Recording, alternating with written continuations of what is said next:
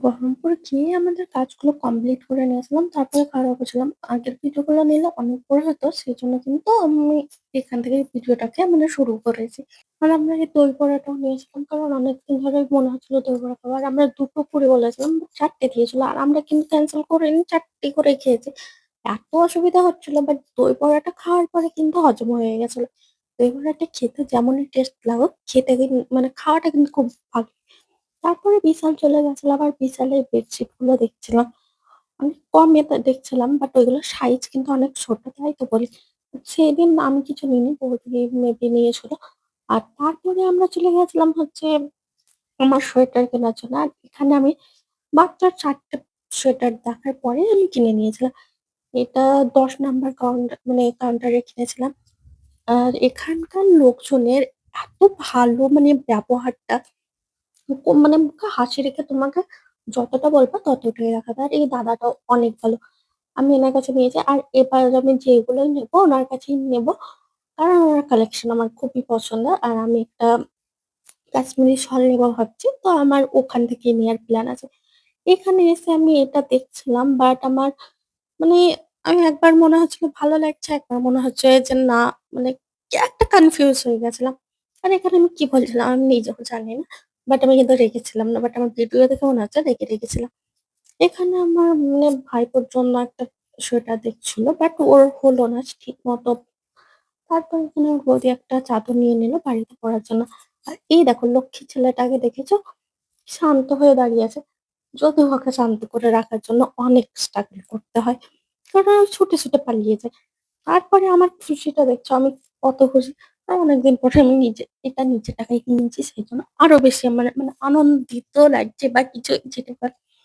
এটা কিন্তু আয়ানের জন্য নিয়েছিলাম। কারণ হচ্ছে আয়ান এমনি টুপি পড়তে চায় না। আর এইরকম ওর আগে একটা দিয়েছিল আর আপু কিনে, বাট ওটা খুঁজে পাচ্ছিল না। তো আমি ভাবলাম যে একটা নিয়ে নিই। আর ওটা আমার এত পছন্দ হয়েছে আমার মনে হচ্ছিল যে ওর জন্য না নিলে আমি নিজেই নিয়ে নিতাম। তারপরে চলে গেছিলাম এক্সপ্রেস বাজারে। ওখানে না কিছু বেডশিট আমি অনেকদিন আগেই দেখেছিলাম। খুব ভালো কোয়ালিটির ছিল। বাট আজকে যে আমি মানে সেইদিন গিয়ে আর পাইনি। আর এই দেখো মানে ডাইনিদের পুরো ভার্সন বা কিছু বলা যায়। মানে চুলগুলো এমন অবস্থা হয়ে গেছিল।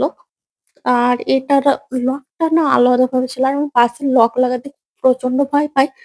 কারণ ওগুলো কিরকম থাকে। আর এখানে ট্রেনের জন্য মানে রেলগেট ফেলে দিয়েছিল। তো আর ট্রেনটা রেলগেট চলে যাওয়ার নামিয়ে দিলে পরে প্রচন্ড লেগেছে, বিরক্ত ভয় লাগে। মনে হয়েছে কেন আগে চলে গেলাম না, তারপরে ফেললো না।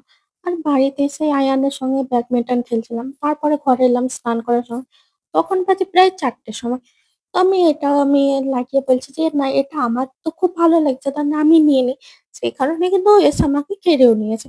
আর আমার কিন্তু একটু চুলও টানা গেছিল। তো হলে একটু ব্যথা করছিল। বাট ও এসে আবার আদর করে দিচ্ছিল।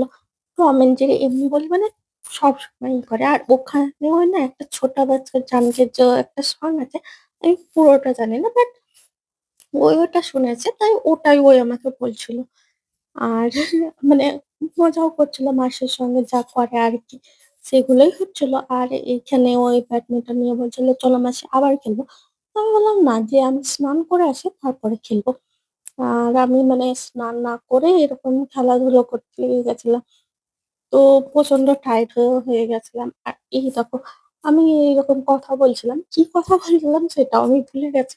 কারণ ভিডিওটা ১-২ সপ্তাহ হয়ে গেল। সেই কারণে ২ সপ্তাহ হয়ে গেল।